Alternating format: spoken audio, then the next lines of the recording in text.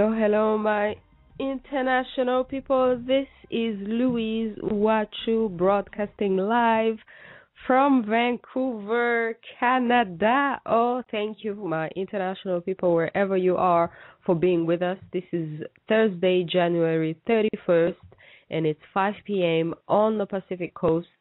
We are live, and we are bringing you one of those crazy stories today that you wish it was a fiction story. If you're a human, you wish this kind of story was fiction. But no, it's not fiction. It's crazy. So let's not waste any time and just get into it. Good evening, Mr. Dan. Hello, Louise. Thank you very much for having me on. This is a vital story, and the public needs to know it. Oh, man. Thank you for being with us. We are with Mr. William Dean, and as you will keep listening to him, he has a great voice. Yes, I do. He has been in the media for so long, 30 years at CBS. And I'm only 22. It's hard to explain, but that's the only lie I'm making tonight, I promise you. Wow, 30 years at CBS. I mean, you've seen things and you've heard things, and you chose to tell this one particular story. As you were telling me, this story, the story of your book, which is called Smooth Criminal. A one-man American crime wave. You have to add that. Otherwise, you'll hear about Michael Jackson if you punch it up. So it's a little bit complicated to remember that. But if you're going to Amazon or to YouTube, just punch up. It's easier. Don't remember the Smooth Criminal, the one-man American crime wave. Just say Smooth Criminal Bill, and it will get you to my book on Amazon, and we'll get you to like a 34-minute interview on YouTube. Oh, that's great. Wow, I didn't even think about Michael Jackson. Yeah. You just put up Smooth Criminal, and you have a choice there. So, Smooth Criminal Bill. I'm not trying to put down the late Michael Jackson, but what Michael Jackson's song is, although there is some relationship to that, and we were thinking about that certainly when we did mention Smooth Criminal, because our criminal is really smooth. Wow, so smooth. So, first of all, let's talk about your career. 30 years in major main media, and then you decide to go independent. Yes, that's right. Well, I was a rock and roll DJ in Miami, and that's when I ran into Smooth Criminal, and I didn't know anything. I was told by the music director that it might be a good idea to play this kid's record because we think that there's a mafioso connection. I never took a dime, and this is the truth, never took a dime in payola. But I do admit that to save the bricks in the building of the radio station, that I decided to play this record. It was mediocre. Wouldn't have been a hit. I didn't think it would be. But we put it on the air at 11 o'clock one night, and then about a week later we did. 3 guys came in and visited the station, and one of them, as I was told by the music director, would have a record, and it was a good idea to put it on the air. So I put it on the air. I didn't think much about it. They were real tight buddies, beer buddies and beach bums and like that, having a great time in Miami. That's all I knew about them. And we went and out a couple of times, and I had no idea that these guys were out of jail, released by the feds, by the CIA, released to perform dangerous assignments overseas. And they were freed, and how they got in jail in the first place was my smooth criminal went to a mafioso record production company and got his record played. And of course, the mob will be glad to do anything that you and I want them to do, but then of course they own you. And so after they got the record out there, he sort of had the idea that they were going to make him a Frank Sinatra, as they certainly had a great connection with Frank in the past. So he said, this is my route to fame and fortune. Well, they really didn't think about that. They thought that it might be a good idea to have another con operator out there and who could extort people. That's why. And they said, look, we've put your record on the air. Now shut up and listen to us. You're going to extort a high political official in Miami. And when the two of them waited in the car outside the Coral Gables, which is an affluent suburb of Miami, waited at the bus station, he went in and got his $5,000 exchange from the high political official, and there must have been 25 plainclothes cops who took him and threw him in jail. And that's how the CIA met them. Met them in jail. They were prisoners, and they checked out the prison population and picked a very few select people that had a high IQ and would be able to handle themselves overseas doing dangerous assignments. And after talking to them for a number of times, they decided that they could use these three guys overseas. And they said, how'd you like to get out of jail? And they turned them, as my smooth criminal said, who was definitely the leader of the trio. He says, I became a Cuban. He says, I dreamed Spanish. And he had dyslexia, but he was brilliant. And he could hardly write his name, but he remembered and learned Cuban dialect Spanish in 2 months. He says, I knew Cuban history in case I got caught. They made several flights. He says it was about 28 flights back and forth and getting information. And I said, why should they trust you? Maybe you're sunning yourself on the beach. Why should they trust you? And he says, because we don't know what we're doing. I says, what do you know? You don't know what you're doing. He says, because we'd go down there and we had to, I'd have to count the number of generals coming out of this building between 2 and 3 in the afternoon. He says, what does that mean to me? That doesn't mean anything. He says, we got about 25 of those things on each one of these trips down there. And then it would go back to Miami, where there was a major, major CIA operation at that time, almost as big as Langley, Virginia, which is the headquarters of the CIA. And then they would put this stuff together. Now, you can't invent that stuff, he said, because some of the things that he was told to get, somebody else was told to get.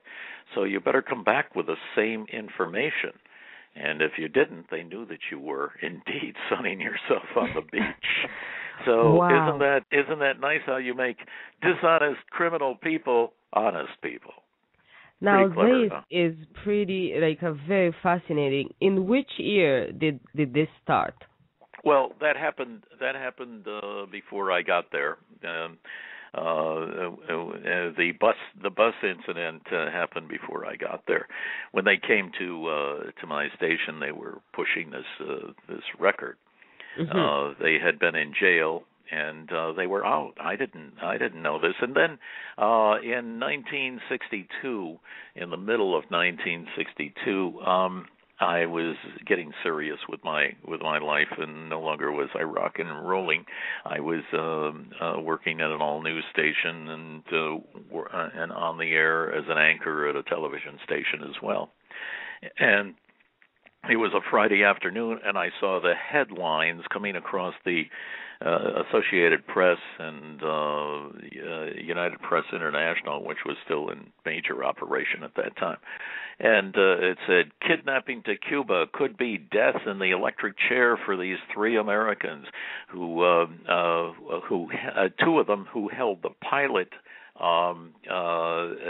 hostage and forced him to fly to Cuba because they wanted to become communists.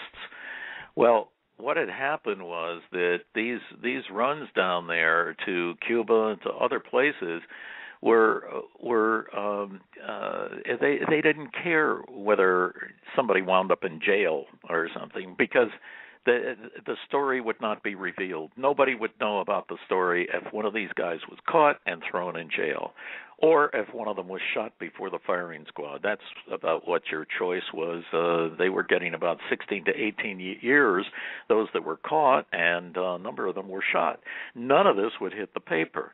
But here Castro has sent this guy back.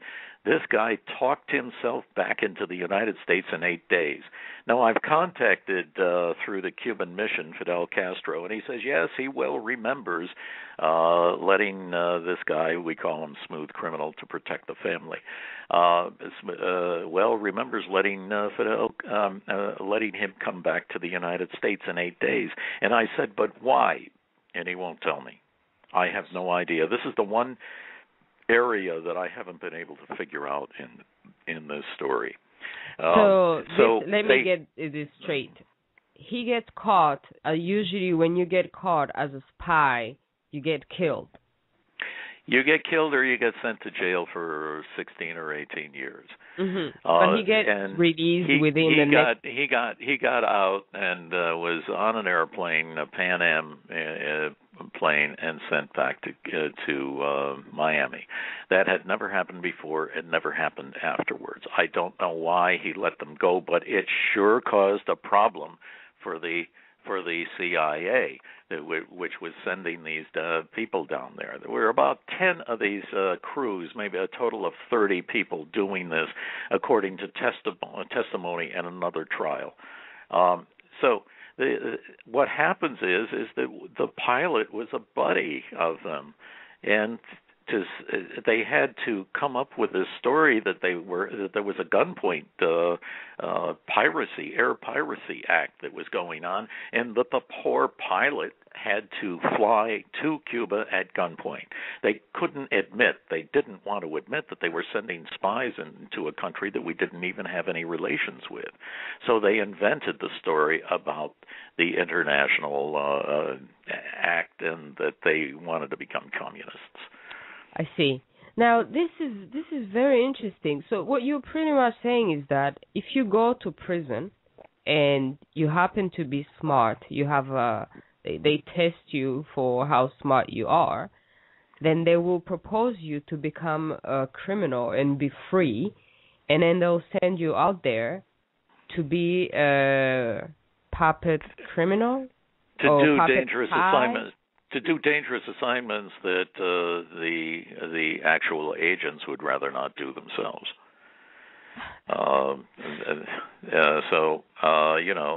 Some suicidal situation. If you were an agent for the CIA, you would be glad to turn it over to a criminal and let them do it. And so what's the difference between this and the suicide bombers? Because you say that they send them on suicide missions pretty much. They know they may be killed, they may not be coming back, and this is like a suicide bomber somehow.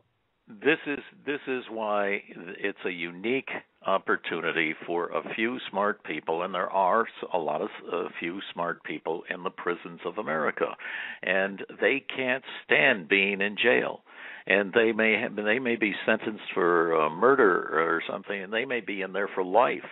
And here along comes somebody who says, you're pretty smart and we can use you, and but you might die. And this guy will say, I'll take my chances. A lot of these guys are very confident and cocky. They forget the fact that they were thrown in jail in the first place. Mm-hmm. So they readily say, I want to get out of this freaking place. I want to take my chances. I'm willing to take my chances. If I get killed in a couple of months, if I get killed in a couple of months, so what? I've had decent freedom. I can't stand being in this prison anymore. Mm-hmm. And so they make a unique group. I mean, if I met the credentials and they found me outside, do you think I'd do it? No, I wouldn't do it. But I can understand why a few select smart people in the prisons say, yes, I'll take the chances of my life and I'll try to find my way back. Now, the deal is, if you do that, you don't have to go back to jail. Now, this is where, now we're getting to the story in my book and why it's so important, I feel. Because the CIA has a thing we call extreme secrecy, and you don't tell anything unless it's on a need-to-know basis. If you and I are CIA agents, we can sit here and talk about everything, movies and everything for 5 hours, and you will not tell me what you're doing, and I won't ask you, and vice versa. And that is a very good plan, because if you get caught or I get caught, we really don't know that much, and they can torture us forever. And they know that. The enemy knows that. So, but when these guys come back, they don't have to go back to jail, and they are roaming around in the country, in the United States, and hurting a lot of people. You know, a lot of them return to the life of crime that put them in jail in the first place. But what is more important to the CIA is the secrecy of the program that I just explained, not the fact that this guy is in the streets and is conning people. I have a woman that, and this is why I'm writing it. I wouldn't have written it for any other reason. And I don't want to argue about what the CIA is doing and if they're knocking off this person or that person and drugging that person overseas. I don't know why, and I'm not involved in that. What I'm involved in is that the extreme secrecy program, the 100% absolutely extreme secrecy policy of the CIA, can be harmful. All they had to do was to tell the Justice Department not to prosecute these guys under the International Air Piracy Act, which could have sent them to the electric chair. But they are so secretive, they won't even tell another part of our government, hey, lay off that. We can't tell you. They could even say, we can't tell you why, but lay off it because it really didn't happen or something. This went all the way. We had another reason why I found out about it was that we had a lawyer, a young lawyer at that time from the Justice Department who had flunked out of Harvard Law School. Now, Harvard, if you flunked out of law school, they would write, we regret, and so forth. I don't know what this guy did in his first year at Harvard Law School, but Harvard, he proudly shows a letter where it says, you will never become a lawyer. You are not invited back to your second year. And so you would think that, you know, that would be the end of it and he'd find another job and go into engineering or something else. No, he went back home to Miami, and now, you know, one law school doesn't want to take somebody else's flunky. But he knocked on the door at the University of Miami so much and so hard, they finally relented, and he got into the Miami Law School, and he became a lawyer. Wow! And in his arrogance, he shows, you know, he laughs at Harvard and makes fun of them because they said you'd never make it. Now this guy is, I tell you, this shows his persistence. And if you are a lawyer and you make an appeal, you lose the case, and you make an appeal and then you lose again. That's it. This guy fought this thing, and the judge was in on it with the CIA, obviously, or he couldn't have done better. I mean, he was coming up with the silliest excuses to cancel this thing. He says, wait, the new Air Piracy Act says transport plane. He says a Cessna is too small to be a transport plane. Case dismissed. And then another time, you can't prove that a gun was on the plane. Case dismissed. He kept dismissing cases.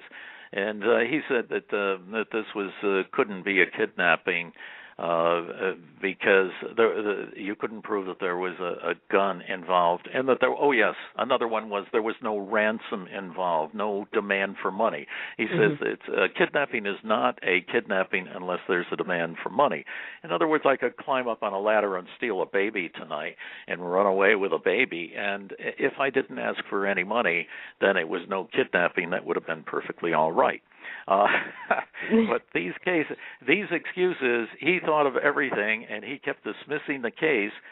Meantime, for 3 years, this very hard-working flunky from Harvard fought the case. He didn't give up after one denial or one dismissal. He gave up after. He didn't give up for 3 years. Mm-hmm. And finally he was successful in getting the case to the United States Supreme Court. Now, we have 9 justices in the court. Now, don't you think that they could break the rule of extreme secrecy a little bit to whisper in the ear of a justice, hey, we can't tell you what's going on, except don't prosecute these guys because there really was no hijacking. There really was no Air Piracy Act. I mean, couldn't they do that? And I mean, if the justice says, "What do you mean? We can't tell you. We can't tell you about it. Just trust us." And they didn't even make an attempt to tell anybody under extreme secrecy. Now, what has happened was that a lot of these guys have turned to crime after they were freed, after they did their performance overseas. A lot of them made it back to the United States. I'm sure a lot of them didn't. But the ones that made it back here, not all of them turned out to start a little corner store or grocery business. They went back to crime. And I know about 15 people that have lost money from this program. And I know a couple of cops that one in Tampa and one in Miami. And they said they went to the feds and said, please let us warn this woman that what's going on. And they wouldn't even allow, these cops were denied their request to be able to warn these people that were being conned. And so hold on. These criminals, the cops see them committing crimes on innocent citizens, and they say, no, we cannot interfere. They are told. One woman went to the FBI. I don't know what you call it up in Canada. MI6 is what they call it in England. They went MI5 is what they call it in England. MI6 is like the CIA. FBI is like MI5. Mm-hmm. Anyway, they went and they said, please help me. The woman said, please help me, to the FBI. Said, I have a man who's taken over my business. I'm going bankrupt. I'm losing my 80-room motel. Please help me. And they said, go home. He's no con artist. She says, what do you mean? He's taken all of my money. He's gotten into my daughter's bank account. He's taken $20,000 from my sister, and I don't have any more money. These con artists are they are really, really very clever, and they look for somebody that's in trouble. And if you're in trouble, you'll grab for a straw. The sociologists and psychiatrists say that about 4% of the population are natural-born con artists, and you can't get away from them. It's about 4%, they say. If you go to outer Mongolia, you're going to have to deal with 4%. Now, a lot of people will say, oh, it wouldn't happen to me, I can spot them, and so forth. You'd be surprised. These are pretty smart people that are conned. If you are in trouble and you're grabbing for a straw, I had a guy in Connecticut, which is just north of New York City, and he had a nice commuter's job with General Electric here in New York and was living in Stamford, Connecticut. And he was in trouble with his divorce proceedings with his wife. Now, so along comes this con artist, a smooth criminal, and says, don't you worry, he says, you're not going to go broke in this trial. He says, because I'm going to monitor her phone conversations, and I need $7,000 for some listening equipment, and we're going to destroy her in court. Now this guy is grabbing for a straw, so he gives him $7,000. He never saw any listening equipment. He saw 3 hoods come in from Miami, and they took over his house. And at night, and they did send a big box up there. It turned out that it was AK-47s and all kinds of ammunition that came into his house. And I mean, here he is, and he's being told, by that time he was afraid. He was afraid to do anything because they would put him in his bedroom upstairs, and there would be a guard outside the bedroom with an AK-47. And he said, you come out of there, we'll have to take care of you. So he stayed inside his bedroom, and at night he would hear these cars slam on the brakes and then take off in like 20 seconds. And he finally realized that he was in the middle of a major drug operation. So he went to the local police, and he talked to the police chief, and he says, this is going on in my house. He says, can you help me?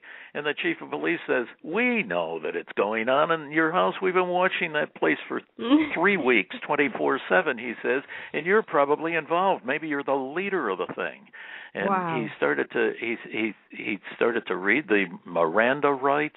The Miranda rights are, when they read you the Miranda rights, it's like, we're going to put you in a trial pretty soon, and you're going to jail right now. That's the indication. So when the chief of police started reading the Miranda rights, the poor guy started running out of the police station, and the chief says, don't worry, we know where to find you. So then they went to General Electric, and the police did, and said, we don't know for sure what this guy is doing, this employee is doing, but we can tell you what's going on in his house, and it's factual. This is a major drug operation in your employee's house. Well, that was enough for General Electric to say, forget it. And then with LexisNexis and all these corporations talking to one another, he could not find a decent job for years. Wow. Nowhere to turn. That's what this is. And this is to cover another operation that is by the CIA, or what is the purpose of this? Oh, by this time, I mean, the thing is that the feds should protect the people, and they should tell the people, do not trust this guy. We can't tell you where he came from or anything else, but don't trust this guy. That's what they should do. But they don't do that. They do not, because it would reveal the secrecy of the program. They think it would reveal the secrecy of the program, but they don't have to explain the program. All they have to do is to say, you shouldn't be near this guy, because every one of these 15 people that I know that were conned like this, every one of them was suspicious at times. And one of the ways that you get going, you say, hey, you got to keep giving me money. Well, you're going to get paid 3 times as much. This is the con artist said he had direct connections with the President of the United States. It would have been Jimmy Carter at that time, I guess. Mm-hmm. And they will con you from one end to the other, and then they say, now you can't tell me that the United States government is not going to reimburse you. One time, this woman with a motel, the smooth criminal said, I'm bringing down about 20 agents from Washington, he says, and we're fighting communism in this country, and you are contributing to helping us fight communism, and so we need $20,000 right away to fix up the place for these agents that are coming. And she appealed to all of her family members and everything and how important this was, and they had to hurry because these agents were about to come. And so he got his $20,000, and they never saw a gallon of paint fixing up the motel. So these con artists are pretty, I mean, he said this woman was, her father was a hardworking Polish immigrant who became quite successful. and he provided a good living for the children, and they all got it. He set them up in business and set up this poor woman too. I mean, she loved America just as her father did, and she was taught to love America. So when he came into the motel just to get a room that night with his latest girlfriend, he saw all of these American flags around. She loved America so much she had in her motel office all of these flags, and he immediately recognized that as something. He says, "You must love America, you gotta." And she said, "Oh, I do." So then he played this game with her that he was an agent and he was fighting communism in America, and he was a big deal and all that, and they believed it. Mm-hmm. Now, I had a private detective that was an ex-cop. And he knew about it, and he was involved and knew him, and went to the feds, went to the Alcohol, Tobacco, Firearms, and Explosives, which is part of the feds, and said, please let me tell her that this guy is bad news and she should stop giving him money. And they said, no way, can't do it. Mm-hmm. Got to be totally secret.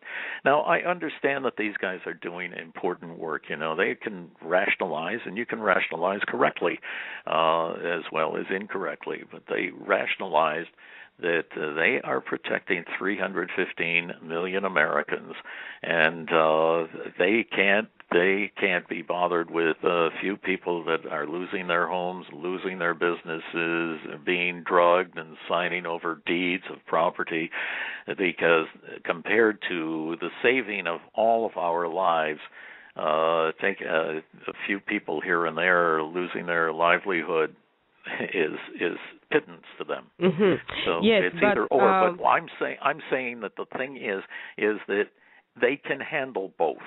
Mm-hmm. They can notify these people without saying where this guy comes from or anything. They could just say, don't get involved with him. That's all they have to say.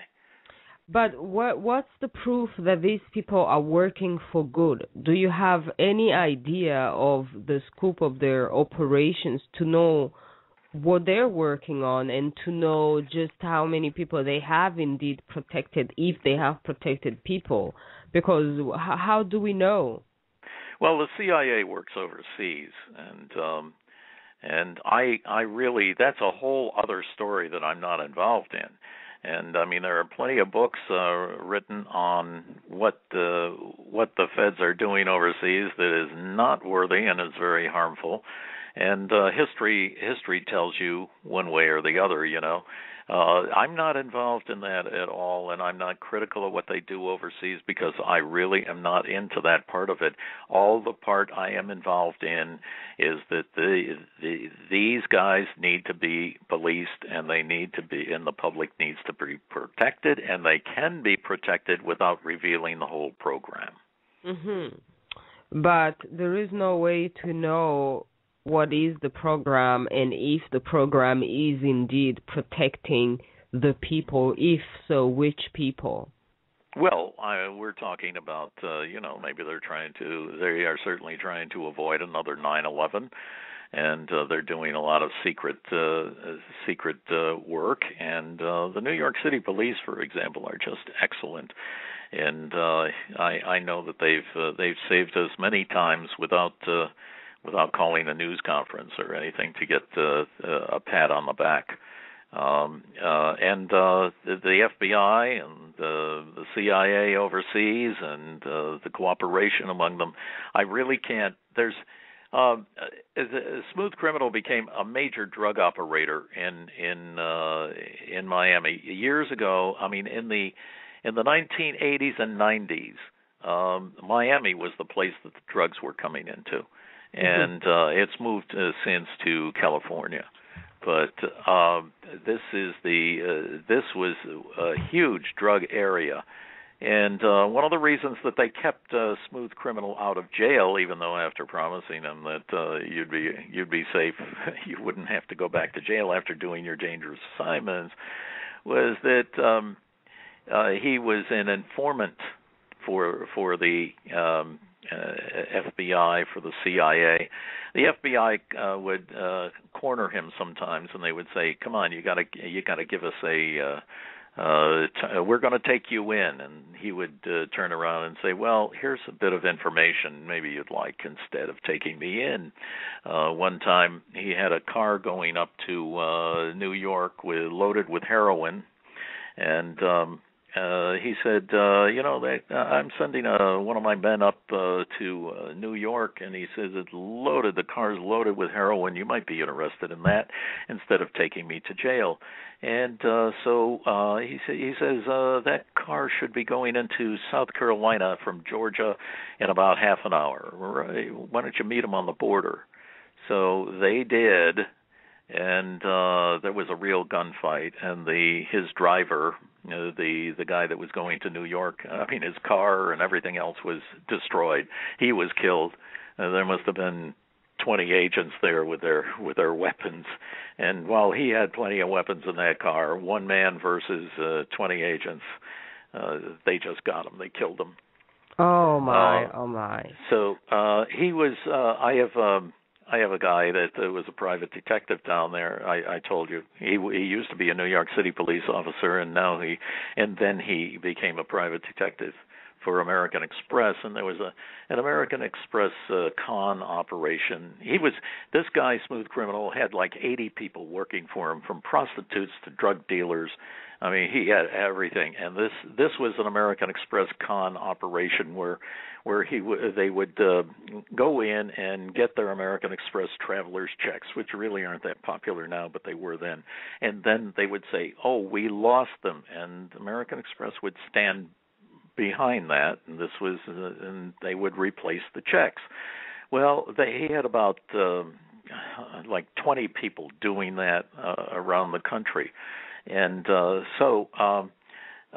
this detective, this American Express detective, caught him on it, and he says, "I'm going to bring you in." And Smooth Criminal says, "Well, you can bring me in," he says, "but do you know how famous you would be if I gave you the names of 15 people that are doing this? That you arrested 15 people, or do you want to arrest me?"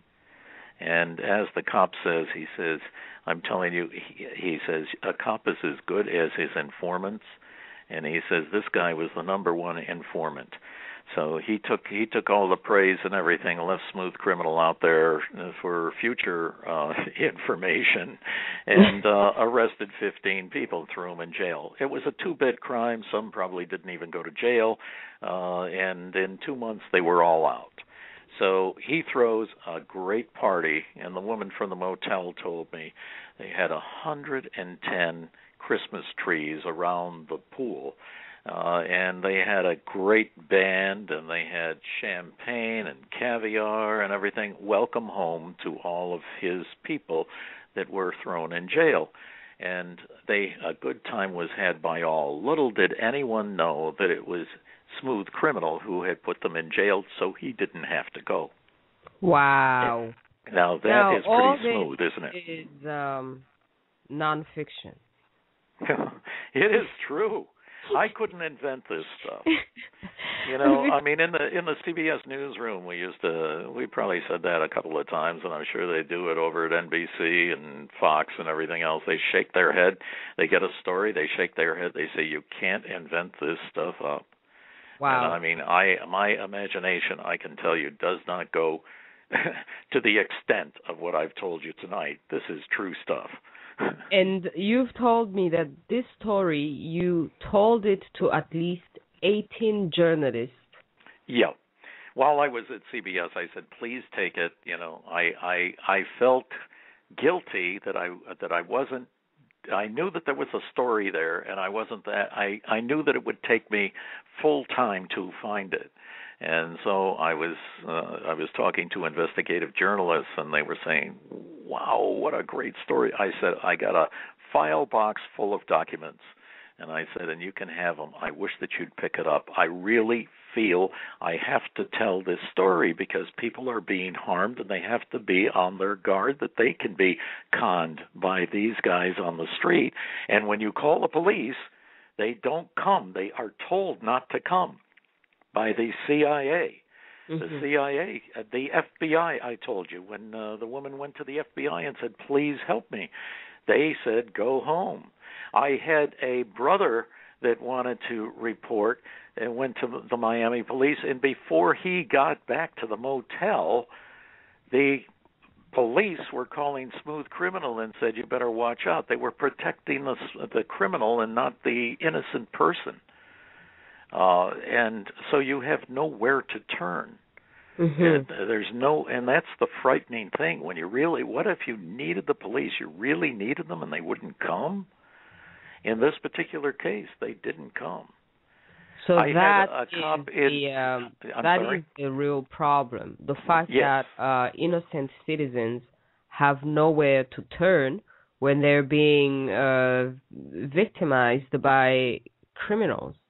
That's right. I mean, this is only in this particular case. You know, I'm sure that the CIA isn't running a massive edict on this thing. They're just saying, you know, this is a very secretive operation, and for the good of the government and everything else. But I'm not asking for a revelation of that. I'm only saying that they ought to take a little humanity and consider what's happening to these people. And I don't know how many there are. I have no idea. But this thing of letting prisoners out of jail to do dangerous assignments, it's done fictionally, but this thing really works. They find people that are willing to take chances that the normal person wouldn't do, and they find them in the prisons of America. There was a guy that there are about 50 books, I'm just guessing, of ex-FBI, ex-CIA agents who have written, and one of them was over here at the Knickerbocker Club in New York just a few weeks ago, and I didn't attend, but a friend of mine told me that somebody said, where do you get these people? This is a retired agent, and they write books, and they're allowed to. The CIA says, go ahead, but don't tell anybody what we're doing now because it would put somebody in danger. And that's absolutely true, and none of them would do that. And so this guy is up there, and he's answering the question, where do you get these people that are willing to do these dangerous assignments? And his answer to the crowd was, anywhere we can. Now, if I was there, I would raise my hand. I'd say, do you mean in the prisons of America? And his answer would be, anywhere we can. Yeah. Oh, wow. Now, do you know which countries that they're mostly involved in, or they're non-selective? It's pretty much any country overseas. Well, it depends on what's going on. And what they... there's all kinds of documentation on Chile. When Richard Nixon was president here, Chile was turning communist. And the CIA didn't go and kill Allende, but it's been proven that the CIA backed up the group that wanted to kill Allende and did. Now, so we know about the CIA when something like that happens. But the CIA was definitely involved. Now, they don't like to go and kill people. They really don't. But they like to change something. I have to tell you a story about the difference between agents and operatives. The operatives work for the agents. The agents are the guys that graduate from Yale and Notre Dame and so forth, and they're quite smart, and actually they don't necessarily want to be out there risking their life every day. And if they can find somebody out of the prisons and to do something, so much the better for their life. These guys will, and I should say they don't want to know what's going on specifically. In fact, even the director of the CIA doesn't want to. They talk about, we have a problem in X country. they will say. And we have to, and this particular person is really causing us problems. That would be enough to be told about it. And you, as an agent, would figure out how to do it, and then you would send in an operative to do it. We had just a horrible case. In other words, they don't tell you this is where you buy the bombs and this is where you buy the weapons and go and kill this person that way. They don't do it that way. They just say there's a problem and it's up to you to solve it. So they don't say kill somebody or don't kill somebody. We have and you can look up, and the audience can look this up. Look up Posada. This is a CIA operative. Now, I have a headline story that came from the Tampa Tribune, but the story really is in El Paso, Texas. This guy was an operative for many, many years and testified, yeah, the CIA told me to kill this guy, and I did, and killed that guy, and so forth. Now, the CIA will not testify. That they had somebody there in El Paso listening to this trial. The Justice Department was trying to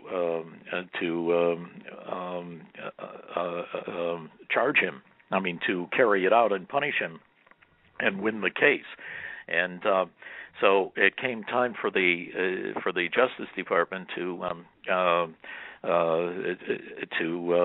conclude the case by a rebuttal from the agent, the CIA agent who was sitting there, or the CIA representative, and he absolutely refused. So they are above the law. In the United States, if you are subpoenaed to a court, and I'm sure this is true in Canada, and you don't want to go, they can throw you in jail. But the CIA is above that. They say we're not going to testify. So you got a case here with one side of the case being told, and the other side is not being told, or there's no rebuttal. So this guy testified all of these things. The one thing that he doesn't want to tell, and there's proof that he did it, was that he blew up an airplane with innocent Cubans coming from Caracas, Venezuela. They were athletes. It was part of the Cuban Olympic team, and they were on this plane, and 73 people were blown up on that plane coming back to Havana. And that he was, I can't believe that the CIA told him to do that, but they said, take care of this particular guy, get rid of him, or something like that. And apparently he was on that plane. And so he blew up the whole damn plane. And 73 people who had nothing right. to do with it. Yeah. So, but you see, this is extreme secrecy. Instead of telling, but they don't want to document the track. They don't want a track that, in case anybody finds out. So that's why they just talk in superlatives and talk in, it would be good if you could take care of this problem for us. And so it's hard to accuse anybody. Now you have to know that MI6 over in with Princess Di in Paris that night. Tell me the physical capability of a Fiat, which is about 1/4 the weight of a Mercedes, and going at 80 miles an hour.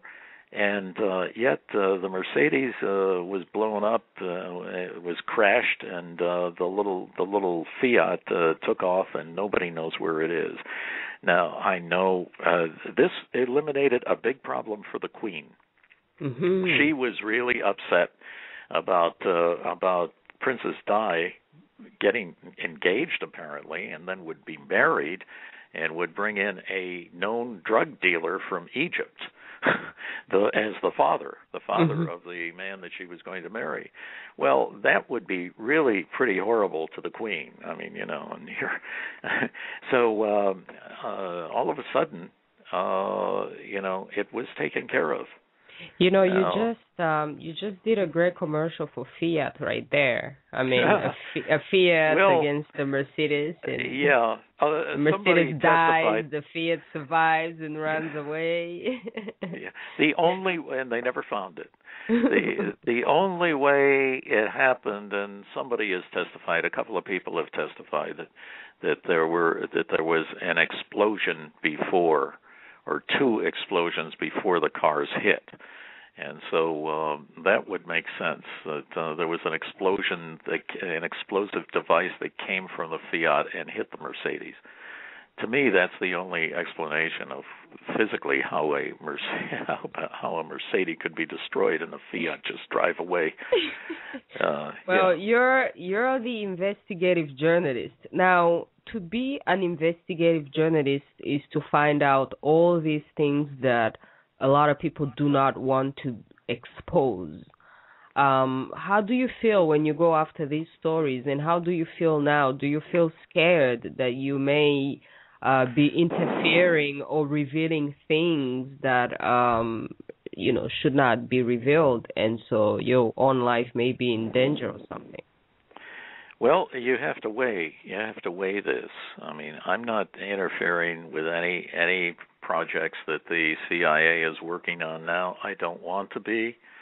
I don't judge whether it's right or whether it's wrong. I am just concerned about this, the residuals of this, and how the people, the average person, the innocent person, can be conned here in the United States. And it's inexcusable to me, because they don't have to reveal anything. All they have to do is to tell people, advise people that they're being conned, and they would believe them, because if you are an authority with the police, you're going to believe it. I see. And they don't even try to do that. They don't even try. And I mean, I think it's that they get into the court system of the United States, which is supposed to be sacrosanct, and that they go all the way to the Supreme Court and watch that there is a trial for an International Air Piracy Act, and they know that it didn't happen, and the justices declare that there's going to be a 12-person jury. I think that's just appalling, and they let it go. They let it go through to a trial. And then after the 12-person jury in a couple of hours came out and said that they're guilty, then the judge apologized. As I say, he was in on it. He had to be in on it. Apologized. He says, I have to give you the smallest sentence. He says, I think that this is the greatest miscarriage of justice since a starving man in the Middle Ages tried to grab a loaf of bread and they cut his hands off. Oh, my. Yeah. This is what he said. This is a quote. And so he had to be in on it. But so they were sentenced to 20 years minimum. The minimum they could have gone to the electric chair. So the judge said, I'm forced to give you I'm forced to give you the sentence, and the smallest sentence that I can give you is 20 years. I apologize. The judge apologized to them. Ouch. And so there was a little clause, and I wonder who put in that little clause, that before they were on their way that day to the prison for 20 years, there was a little clause in there. It said 20 years unless excused earlier by the warden. They never got to see the warden that day. They were out and about and celebrating. I wonder who did that. Wow. Now, if you really want to become a criminal, you have to find a job with the CIA. Is that the moral of the lesson? Like, is that the message? Well, they can chew you up and spit you out at any time. They operatives. I can be an operative for 20 minutes or 10 minutes or something like that, or I can be an operative the rest of my life. They can, some agent can say, deliver this to such and such a person or something. You don't know what it's about, and you deliver that, whatever. Or if I was involved in a particular story or something that would, and I would be recognized, and the person would accept that they might use me for 10 minutes, I would be a CIA operative. You don't have to go to school or anything for it. You don't. This guy Posada is really a frightening guy.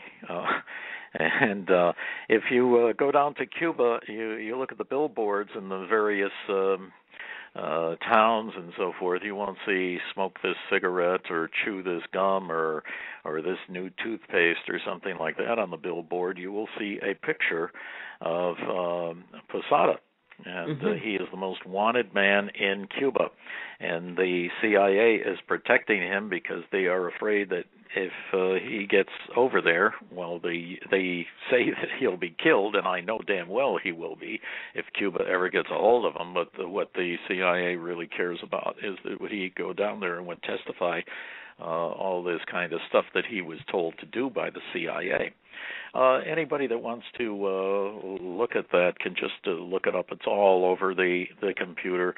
It's Luis, Luis, Posada, Posada, Carrales, Carriles. This man is now 83 years old, 84 now. And because his attorney in El Paso said, okay, now it's time to hear the CIA story. And they said, we're not going to talk. So then they had to dismiss the case. What else was there? You can't have a trial with only one side talking. And CIA does not appear. Another one is a case with a Hernandez. Yes, this one happened, and you can find this on the computer. The Miami Herald, October the 11th, 1980. And it says, jury can't decide if he was a patriot or airplane hijacker. If you write that, jury can't decide if he was a patriot or airplane hijacker. Now, this was a trial in Virginia outside of Washington in 1980, and this guy was doing exactly what Smooth Criminal was doing, and he substantiates what was going on. I was told there were about 10 little airplanes flying back and forth with a group of 3 in each one of them. And this guy, Enrique Castillo Hernandez, was not as fortunate as my Smooth Criminal. He wasn't let go in 8 days. He was let go in 16 years after practically dying in the prison system of Cuba, which is pretty horrible. He explains it just thoroughly. He says it was a plan to kill Castro, just as I was told by Smooth Criminal, and he said that there were about 10 planes, and they were flying down there, and they were given missions that they really didn't know what they were supposed to do except get this stratified information, as I explained. And he finally made it back, and he told all in the court, and of course the people didn't believe it. But I believe it because 10 years before that, I was told by Smooth Criminal exactly the same thing. He called me. I was an anchor. Sorry? Castro is still alive. Yes, he is. You have spoken to Castro? I wrote to him, and he answered me. Yes, he is busy doing his memoirs. His brother is running the country. But I'm sure that Fidel has his finger in the pie and is telling his brother to a great extent what to do. But he is very, very much involved in writing his memoirs and having remembered his speeches. They used to go on Sundays for hours and hours and hours. His memoirs probably are 10 books wide, you know. So do you think that the CIA finally gave up on trying to kill him, or what happened? Oh, yes. They gave up? It was exposed. There's a book that seems impossible, but it's really true. They had 634 ways to kill Castro, and it turned out to be 638 ways to kill Castro. And I have one of them in my book, which involves a woman a young woman, and this is the way you see the Kennedys were involved in getting back into Cuba and getting rid of Castro because they didn't want communists there.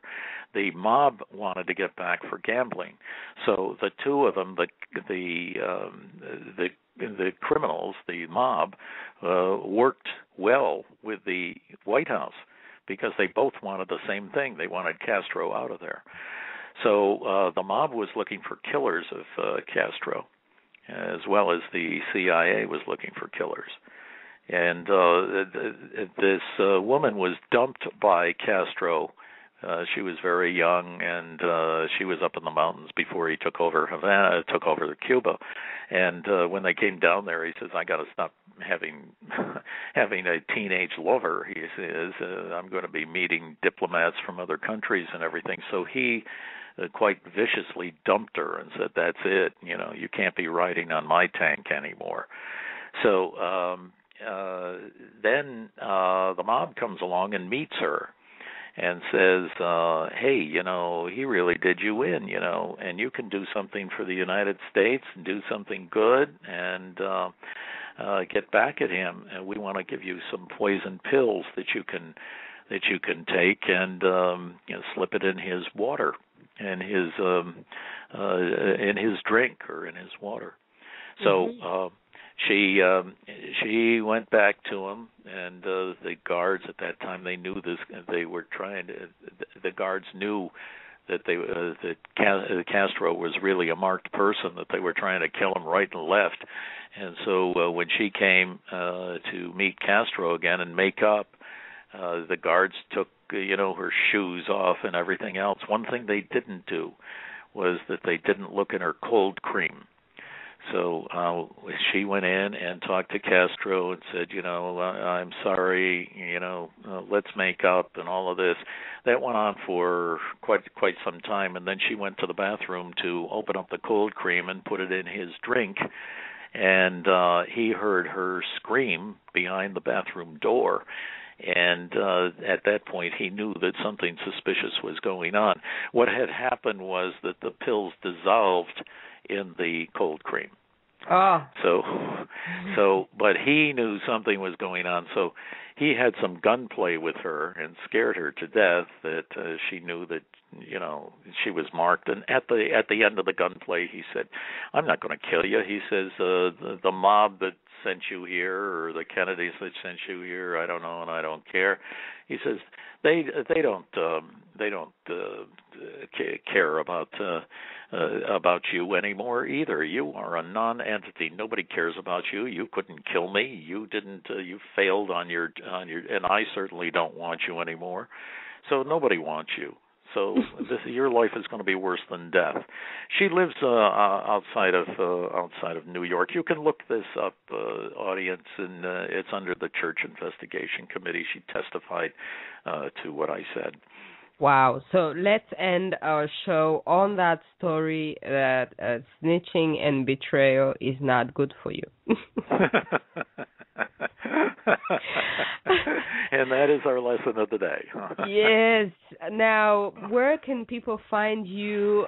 You have your website, ourmissingnews.com. What's that about? And where can people find your book? Sure, you can find me. I blog. I try to.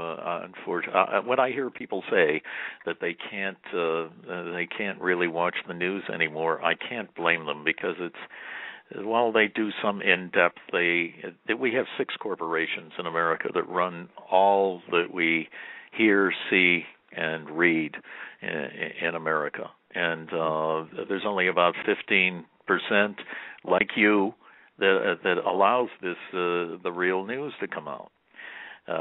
So I think that what you're doing is very important. The big media is corporate owned, like Disney, for example, owns ABC in America.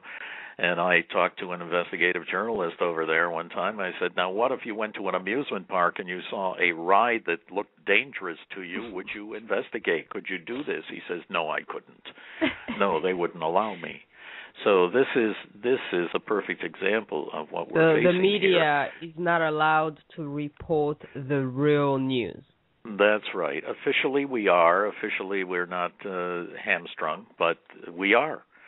We are indirectly, because large corporations like Edward R. Murrow, and everybody in journalism honors that man, he was fired by CBS because years ago, we still honor him, and they told him that he couldn't. They really got scared after he did Harvest of Shame, which exposed the horrors that the farm workers in America were. I mean, if one of these people from South America had come up and lost an arm or something like that, there was nobody to help. The kids didn't go to school, and Murrow exposed all that. That was the last show he did, because probably big corporations, food companies, and so forth say, "Hey, this guy's a loose cannon. You got to get rid of him. He might be in my food factory showing rats or something."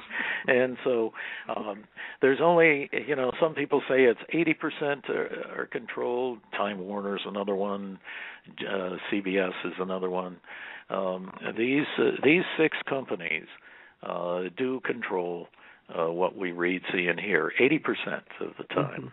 I don't know what it is up in Canada, but there should be a separation. When I started in this business, there were 7 AMs, 5 FMs, and 5 TVs, and that was it. Now we have some corporations that own 1,000 radio stations in America, and what do they care about local news? And somebody maybe in Denver running the whole thing, which it goes across the country. They are only interested in making money, rather than the mom and pops that used to be and were running these places. You can get I try to overcome what I'm just telling you with my blog, which is www.OurMissingNews. Which it is, because I try to get in depth and explain it. Yes. And like I did Teo just a few days ago, the football player, and that's really the press. Here the press copied, about the Notre Dame football player. Everybody does, who was dealing with an imaginary person on the web.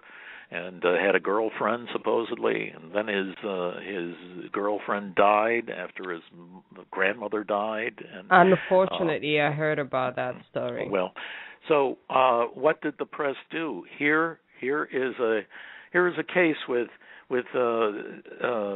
that's so simple to be able to get the real news. He could have called the mayor in Hawaii and said, "Is there such a person? How long would it take to do that?" That's what you're supposed to do as a news person. And that story went on for 5 months, an untruth to the whole public. And Notre Dame, of course, the public relations just loved it, and they fed it to the press, and the press put it out. What a wonderful story of this love affair of this great football player and this girl who he never saw. He never admitted that he saw her. It's all they had to do was to call the mayor, and when the mayor said, "No, I never heard of her in this town of 500 people," or whatever it was a tiny town, I think that somebody in the press would have done something. There's a sarcastic comment: "Don't let the facts get in the way of a good story," and that was the case here. Don't find the facts, because the good story might go away. Oh, wow. So anyway, that's Our Missing News, and I talk on a lot of things, and I'm outspoken on that. And then my book is, which is now out in hardcover as well as paperback and Kindle. Just go to Amazon and just say Smooth Criminal Bill. That's it. Yeah. And it will pop up. And Smooth Criminal Bill, not Michael Jackson. And that's right. Well, I mean, I'm not telling you not to listen to Michael Jackson's song, Smooth Criminal. Maybe it will motivate you to read the book. Yes. And then I'm on YouTube for 34 minutes talking about what we've been talking about tonight. Mhm. And that, Well, again, is smooth criminal bill. yes. So we thank you so much for bringing the story to us. Our purpose is to communicate knowledge, information, and hopefully people will be wiser, and then they will just live their lives much better. They'll be protected. You know, when you have the information, it's much, much harder to be fooled. Very, very good. Absolutely. And be very careful when somebody tries to con you. We all get, they all try to con us. And don't be fooled, please. So you say the key is to not need anything. So do not need anything. Do not what? Do not need anything. Oh, well, as far as need, I mean, you gotta see. I think the good rule is to say, somebody wants to do business with you and so forth. You can demand, show me the money. Mm-hmm. Show me your side. Put down as much money as I'm putting down, or something as you're asking me to put down. Mm-hmm. These guys, they will come and they will tell you, well, I just made a big sale. I sold my stock in a multi-million-dollar company, and I'm just resting a little bit and thinking about what I'm going to do with all my money and that kind of thing. And they can picture wonderful things and fool you. And get you to say, "Oh, I gotta invest in this thing. Look at all the money he tells me he made." Mm-hmm. And but have you seen the money? Show me the money. Yes. Okay, so don't be impressed by fantasy tales and fiction tales, and hard work is the thing that pays, and real cash. That's right. And, thank you so much, Mr. William Dean, for being with us, and we will keep in touch because you have told me a very, very crazy story about American expatriates in Canada. Yes. So I don't know if we have maybe one last minute to talk about it, because this is a story that we will pursue and probably bring to the audience in the future. What do you think? I think that it's very important, and the public around the world should be aware of what the Obama administration is doing and getting more money. That no country goes into a foreign country to get the bank accounts and to charge the foreign bank for the Americans. The American putting his money into that bank, but the United States does. In other words, if I left the United States to become a Canadian citizen, or just to be a Canadian expatriate of America, and I put money into a Canadian bank, the Canadian bank, whether it wants to or not, and of course they don't want to, is forced to reveal what the value of my bank account, and then to report that back to the United States, which then turns around and bills me up in Canada for my bank account in Canada. And so you of course, could run away from America because you don't agree with its current policies, and despite the fact that you ran away, you don't agree with the policies, you're still forced to contribute with your money involuntarily, because the government will pursue you and take your money from your bank with or without the permission of your bank. Mm-hmm. And if you become a Canadian and then you want to go back and visit your grandchildren or something in the United States, you are allowed 90 days, and then you have to leave. They hold a grudge, eh? 3 months, and you got to get out of here or you get arrested. Wow. That story I'm just learning about, and it's in Time magazine this week. Mm-hmm. I'm not making any money on this. I'm just telling you that it's not. That's the source of what we're talking about. Wow. And it's not my story, but it certainly is fascinating. And maybe Thank it will you be so my much. story if I have if I have time to investigate it. Thank you so much, and please keep in touch. And it has I been will. wonderful talking to you. Well, I hope I know we've done some good, and I'm convinced that I've saved some people from disaster because I continuously want to talk about this, and I thank you for the opportunity. All right. Have a great evening. Thank you. You too. All Bye-bye. right. Bye. Bye, Louise. Ciao. Wow, my international people. Well, we went overboard our assigned time. It's a live show, and I didn't really want to cut him off because he was saying things that we need to know. And well, I guess this is part of the great things about being independent. I mean, the show is supposed to go on for 1 hour, but if we go overtime, as long as the subjects and the person is still interesting, I don't have a problem with that. So we hope that you got a lot of knowledge from that. I'm just wow.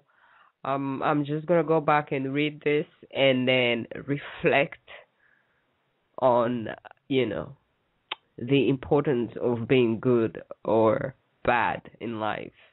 Either way, crime doesn't pay. That's what they've always told you.